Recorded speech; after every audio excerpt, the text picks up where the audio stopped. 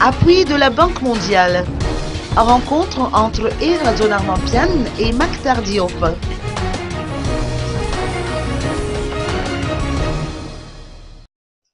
La rencontre entre Erazonar Mampian, président de la République de Madagascar, et Mactar Diop, vice-président de la Banque mondiale pour l'Afrique, au palais d'État d'Amouitsrouitcha de ce jour, a été focalisée sur l'identification des priorités du pays. Le caractère du soutien de la Banque mondiale sera défini par la suite.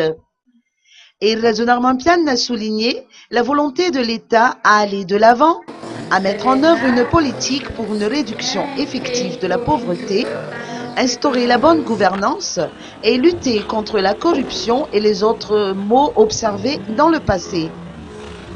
Mactar Diop, quant à lui, a expliqué que cette visite à Madagascar est une suite logique de la tenue des élections démocratiques qui se sont bien déroulées et approuvées par la communauté internationale.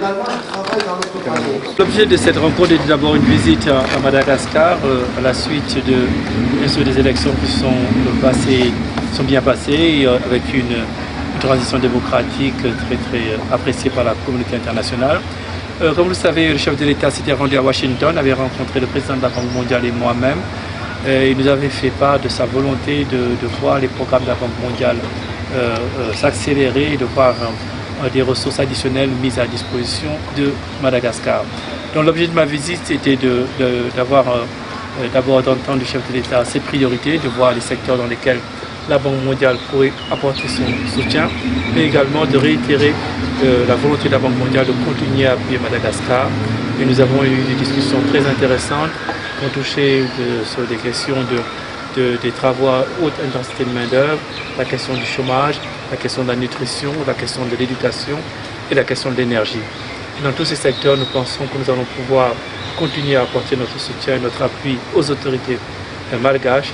Et je sors de cette entrevue avec le chef de l'État extrêmement impressionné de la volonté du gouvernement d'aller de l'avant et de mettre en œuvre des politiques qui puissent aider à réduire la pauvreté.